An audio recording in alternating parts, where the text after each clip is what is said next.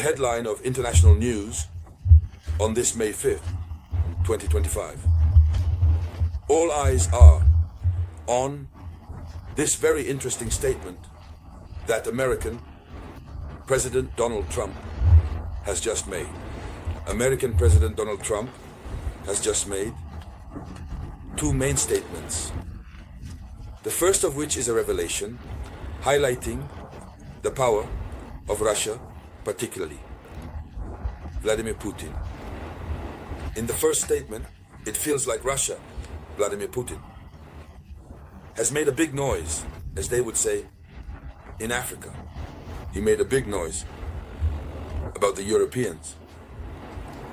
In the second statement, we witness a difficult situation that Donald Trump finds himself facing regarding the Russo-Ukrainian issue on one hand, but on the other hand, even concerning the management of the American nation.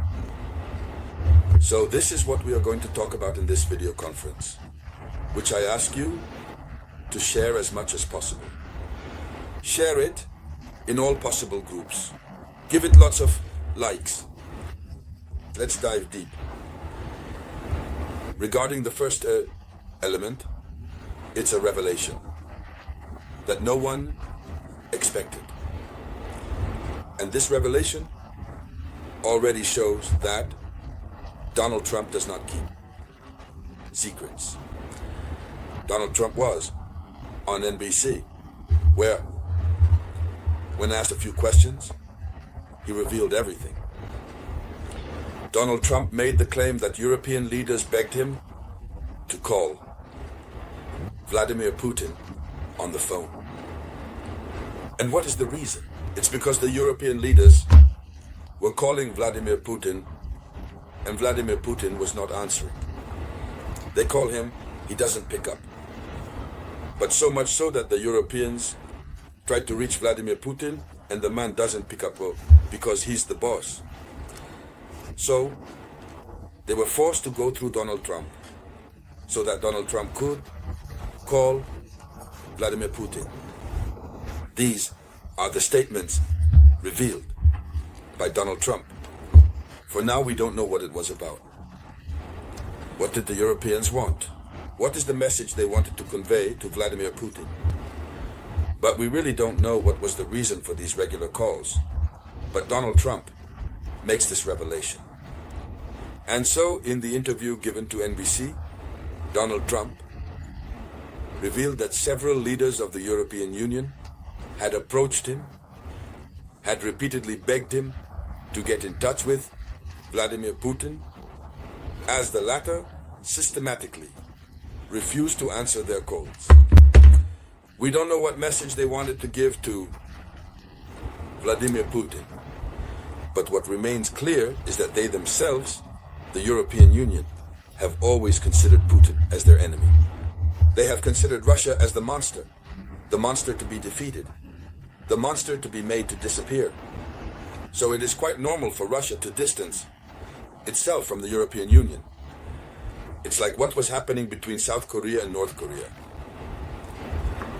At one point, elements from South Korea contacted the North Korean presidency to tell them that communication links need to be restored.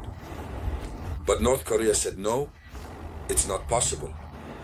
You consider us your enemies. You regard us as your enemy. You are conducting a campaign to damage our reputation and harm our stability.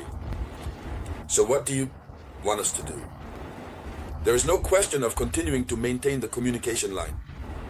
South Korea at the time, it was last year in 2024, insisted on saying, look, no, we want the communication to be there. It helps to ease tensions, etc.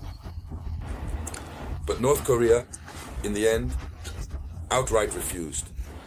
And even, there was a bridge that connected North Korea to South Korea. North Korea went and blew it up.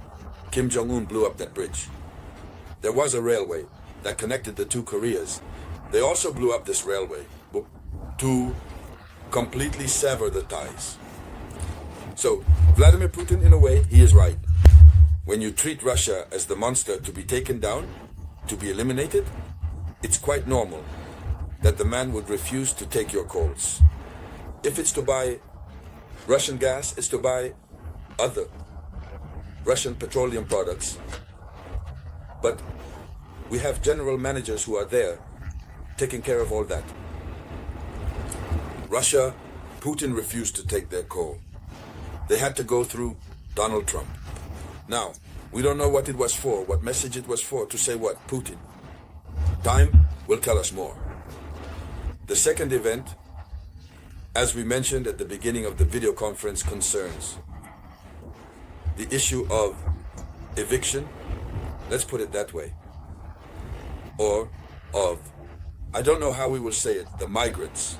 It concerns the issue of migrants on the side of the United States of America. You know that one of Donald Trump's electoral promises was to fight, to do everything possible to remove from American soil all those who are foreigners, almost all those who are there as migrants. So that was his promise, and that is his ultimate ambition. So Donald Trump started. He had made a list to demand the departure of Americans, whether they were Africans, in any case, foreign people living on American soil. But today, he is faced with a situation. This situation is the American justice system.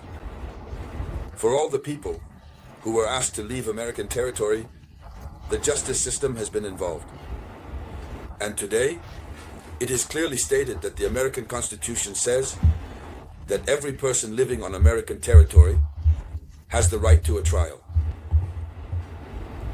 Before any decision is applied to the person, whether it is a decision of expulsion or any other form of decision, every person present on American soil nevertheless has the right to a trial.